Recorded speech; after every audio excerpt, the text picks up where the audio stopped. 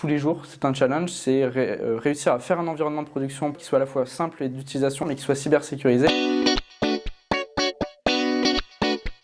Bonjour, je m'appelle Aymeric Deliancourt, j'ai 24 ans et je suis ingénieur DevSecOps chez Naval Group. À côté de ça, je suis également intervenant et enseignant dans une école d'ingénieurs pour former finalement de futurs ingénieurs en cybersécurité.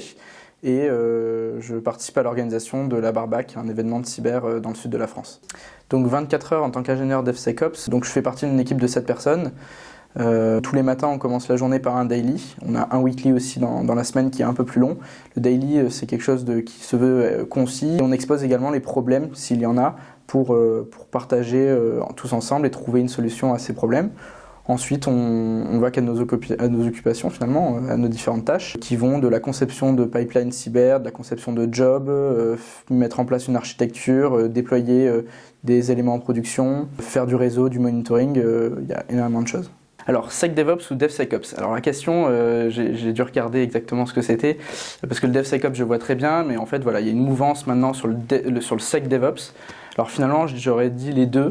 Ce SecDevOps vient finalement du fait que certaines personnes ont mal interprété qu'est-ce que c'était que le DevSecOps, où du coup on peut penser que c'est d'abord on dev, ensuite on met en place la sécurité, on fait des pentests, des choses comme ça. Donc un peu avant la mise en production. Finalement, c'est pas ça le DevSecOps, hein. C'est d'abord la sécurité, donc c'est Security First, c'est-à-dire qu'on va intégrer finalement sur 3 axes la sécurité. Il y a un axe qui va être finalement le développement du logiciel, c'est-à-dire que tout au long du cycle de vie du logiciel, on va devoir intégrer la cybersécurité, faire de l'analyse statique de code, l'analyse dynamique, des choses comme ça. Un second axe, c'est finalement l'environnement de développement qui devrait être sain, c'est-à-dire que si on prend l'exemple, finalement, on va avoir un chirurgien et son patient. Ça peut être un très bon chirurgien, donc là c'est notre développeur. Il va avoir de très bons outils, le scalpel, ce genre de choses, donc on va lui mettre à disposition des outils cyber. Mais par contre, si le bloc opératoire est infecté, le patient va mourir. Donc il faut également que l'environnement finalement de production logicielle soit sain. Et le troisième axe, ça passe également par la sensibilisation finalement des développeurs et des équipes qui vont justement, à la fois les développeurs, mais également ceux qui vont mettre en production sur tous ces enjeux cyber. Si la question c'est plutôt où je me vois moi dans 10 ans, ce serait toujours dans ce milieu finalement de développement logiciel. En cybersécurité, on va avoir beaucoup de jeunes qui vont chercher à vouloir faire du pentest, faire de l'offensif finalement. Moi, je me vois plus sur le côté Blue Team que Red Team, et donc toujours rester sur le développement logiciel. Alors finalement, en challenge, j'ai beaucoup réfléchi. C'est mon travail, c'est-à-dire que je suis sur la création d'un environnement de production pour les développeurs, un environnement sain qui est cyber. Et le challenge, c'est tous les jours, c'est un challenge, c'est réussir à faire un environnement de production pour les développeurs qui soit à la fois simple et d'utilisation pour les développeurs, mais qui soit cybersécurisé et qui respecte toutes les contraintes réglementaires. Parce qu'en fait, quand on travaille à Naval Group, il y a énormément de contraintes, puisqu'on fait des navires de combat, des sous-marins, des porte-avions, des missiles, enfin tout un tas de choses. Tous les jours, finalement, est un challenge pour faire que ça fonctionne. Alors un mentor, je dirais Frédéric Paillard, qui est du coup la personne qui a lancé finalement le projet sur lequel je suis à Naval Group. Et à côté de ça, il est aussi directeur des études que j'ai fait, donc de la formation cyber que j'ai fait. Et donc c'est finalement lui qui m'a appris beaucoup de choses en cyber et qui m'a fait aimer la cyber.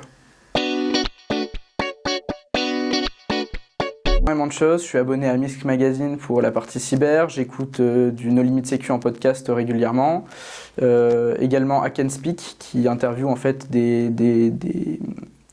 personnes qui vont concevoir finalement des outils pour faire de la cyber. Et enfin, il y a également le site du CNCF, donc le Cloud Native Foundation, qui qui référence en fait tout un tas d'outils open source autour du cloud.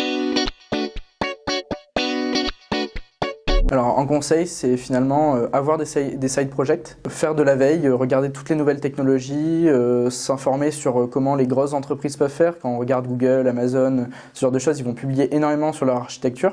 Donc c'est une bonne source d'inspiration de regarder comment ils font, de regarder les nouveaux projets, et puis à côté d'avoir des side projects et d'utiliser, de mettre en œuvre finalement, parce que c'est par la pratique qu'on apprend le plus, mettre en œuvre tout ça pour réussir.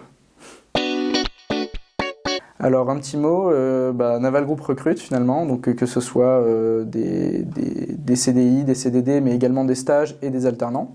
Dans mon équipe par exemple, j'ai 3 contrats pro. Il y a énormément de métiers, que ce soit cyber ou non, mais sur la partie cyber, il y a énormément de métiers cyber, que ce soit des architectes cyber, des pentesters, des auditeurs, des gens qui vont faire du forensic, ce genre de choses, dans le CERT par exemple. Il y a beaucoup de choses à faire à Naval Group.